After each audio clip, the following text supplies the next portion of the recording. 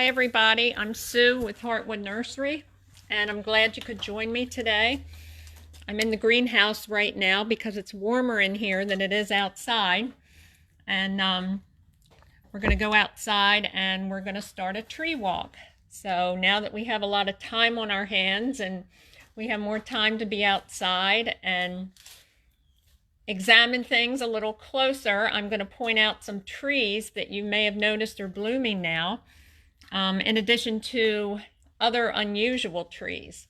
So as some of you know, I specialize in native plants, but I also have trees here at the nursery and on my environmental preserve that are non-invasive, non-native plants. So a lot of them are unusual specimens, so we'll talk about those today too.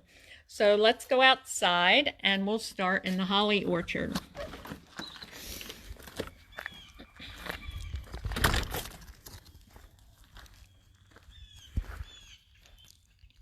I'm going to reverse the picture on the phone. This is the first time I've done something like this, so you'll all have to bear with me. So these are American hollies. They're a native holly to this area, specifically in York County and in the eastern counties of Pennsylvania, especially along the Susquehanna River and on the islands in the Susquehanna River. So this American holly is a female. You'll notice that there are not any berries on it anymore. A couple of weeks ago, there were thousands of robins in this holly orchard getting all the berries. Some of the berries are still persisting on the trees. That's because the berries need to reach some type of fermentation before the birds will eat them. So they do have a good sense of which berries are better for them than others. So on this particular holly, you'll notice that the leaves are turning yellow. Hollies are the opposite from deciduous trees. They shed their leaves in the springtime. So in another couple of weeks after it starts getting warmer, a lot of the inner leaves of these holly trees are going to turn yellow and they will completely fall off. Sometimes the tree will look like it's dying, and I'll get a lot of phone calls saying, "What's wrong with my holly?"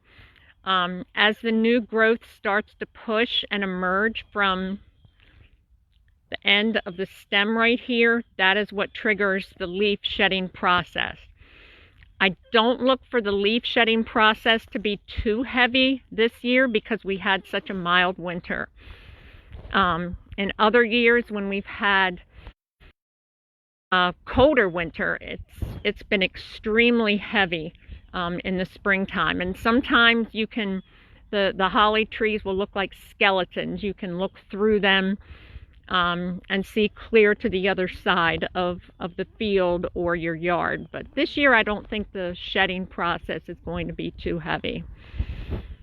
So I do grow American hollies. I grow other types of hollies also. This is a holly called Nellie Stevens. It's widely available in the nursery trade.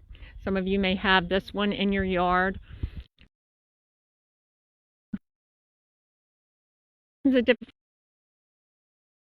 Many different selections of American hollies. And when I say selection, I mean that it's that particular plant has been selected for some outstanding quality that is a little bit different than species. So this is a type of American holly, and I'm going to be followed here by Rosie, and this is a fastigiate or columnar American holly. It's a plant seedling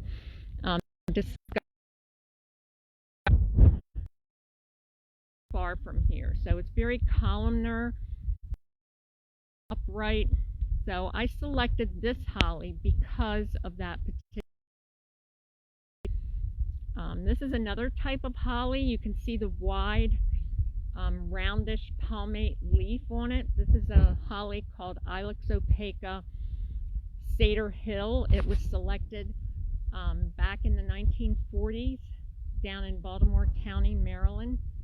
And it's probably the most popular selection of holly that's sold within the nursery trade.